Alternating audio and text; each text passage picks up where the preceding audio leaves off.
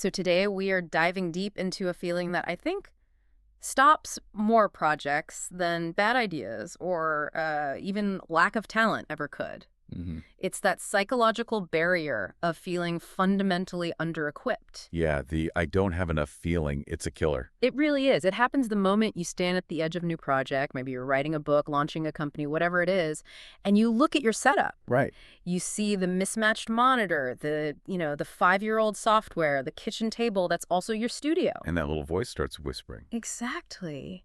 This isn't enough. You need more resources, a bigger budget, a quieter room. And the moment you believe that lack defines your ability, you've just handed your power over to a ghost. A phantom requirement, yeah. We delay our most essential work by building these invisible gatekeepers. So today, we're going to confront that phantom. Good.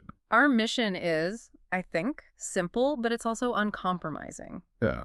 The vessel you have now, your current skills, your environment, your tools, is the only one you need to begin sailing. What's so fascinating here is just how universal this delay tactic is. Yeah. If we connect this to the bigger picture of momentum, we realize that waiting for the perfect setup, The mirage. it is a mirage. The perfect silence, the perfect camera, the ultimate piece of software. Mm. It's just resistance disguised as preparation. It's not a true limitation. So we need to stop seeing it as an obstacle. And start seeing it as a starting line. So for this deep dive, our analysis is really about how to convert that debilitating waiting time into concrete production time. Okay, and where do we start? We start by embracing something that feels a bit counterintuitive, the power of constraints. Oh, I love that idea. Because we naturally view constraints as walls, right? As things that stop us. Mm-hmm. But if you look at the history of innovation, I mean, think about the lo-fi music movement in the 90s, or even early YouTube creators with those grainy phone cameras. They couldn't hide behind polished, expensive production. They couldn't. The lack of equipment forces this kind of distillation.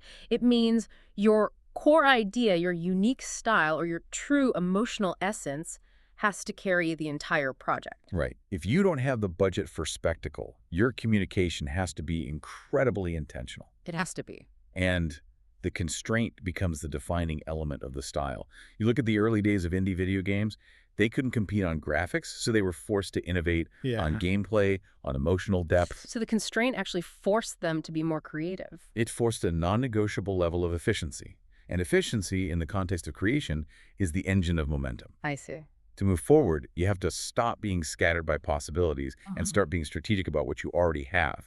We need to systematically figure out what's truly lacking versus what's just desired. Okay, so how do we move from that, the philosophical appreciation of constraints that they're good for us to actually making them actionable? Very question. Because just telling someone to use what they have can feel a little empty without a framework. It's a critical point. We need structure. This is where we introduce what our research calls the actionable resource map. Okay. This framework basically structures momentum by dividing your assets into 3 critical levels. It stops that paralyzing comparison game. Between where you are and where you think you should be. Exactly. Yeah. So, level 1. What you have now, this is your immediate inventory. The tools you can access in the next 10 minutes, your existing skills, your current energy. What's right in front of you? Literally. Then you have level 2. What you can stretch. These are resources available through a little bit of immediate effort or repurposing. It might mean borrowing a friend's microphone for a few hours. Or learning a simple new software feature in an afternoon. Exactly. A small, manageable trade. Yeah. And then finally, level 3, what you can earn into. These are the big-ticket items. The professional studio space, the full-time editor. The top-tier camera package. And the key insight of this whole map is this. You must not allow level 3 goals to block level 1 action. That distinction is so crucial. It gives us permission to honor and just flow with that first level without guilt. Let's make this ultra concrete for someone listening. Say you're a writer trying to start a blog or a newsletter. What's their level 1 inventory? What do you think? A lot of the time, it's just the notes app on their phone. And maybe 20 minutes of focus they have right now on their lunch break. It's not the $3,000 laptop. No. The level 1 resource is often just that one single resonant idea that keeps knocking on the door and a keyboard that works. Precisely. And if we look at successful early launches, it's so often the simplest initial output created entirely with level 1 tools that connects the most powerfully. Why do you think that is? Because it's raw and it's real, it's unpolished, but it carries an immediate authenticity. Which is actually a strategic advantage. It is. It signals vulnerability, honesty. It builds a rapid connection with an audience that, sophisticated production can sometimes obscure. You're choosing to flow, not to wait. And if we don't start with that level 1 flow, we risk falling into the trap of just over-optimizing. Oh, definitely. You spend hours researching the perfect video editing software, but the critical problem is you haven't actually filmed anything yet. We're mistaking preparation for production. That is the core error. And this is where structure comes back in. Structure ensures that starting small doesn't mean staying small. Think of level 1 as like establishing your operating system. Okay, I like that. Successfully running even a simple project establishes the foundational system you need to then strategically deploy resources from level 2 and 3 later on. So it builds on itself. It does. We establish velocity by clear movement in a definite direction. If you use your phone camera level 1, you are moving in the direction of video production. You've started. And once you have that first piece of evidence, you can move to level 2, maybe borrow that better lens, and your system is already in place to use it.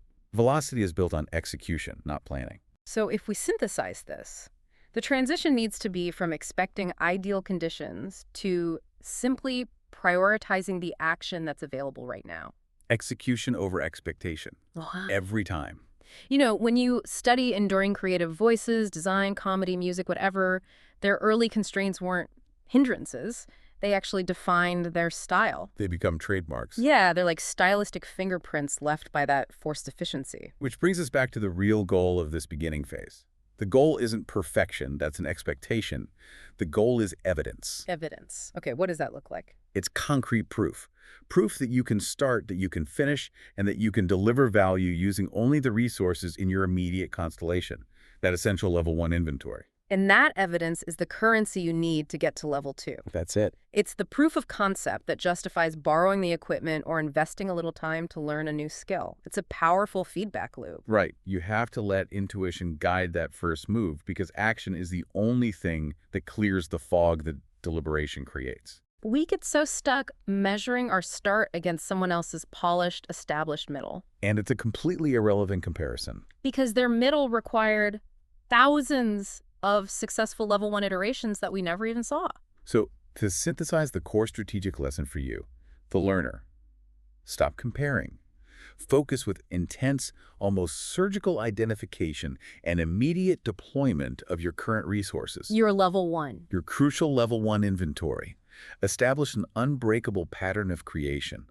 Constraints create style, and that style, defined by structure, is what builds the momentum to carry you forward. The only path is starting now, today. Remember that creativity it's an alive process. It's a process of emergence. It's not some perfect pre-packaged construct you buy at a store. When we accept that, we immediately remove the ghost of not enough, and we can step back into our own power. Well said. You are not under-equipped. You are perfectly positioned for the beginning. And as you move back into your work, maybe consider this. How can the necessary efficiency that's being forced on you by one of your current constraints, whether that's time, money, or equipment, how can that actually become the defining and maybe even the strongest characteristic of your unique style?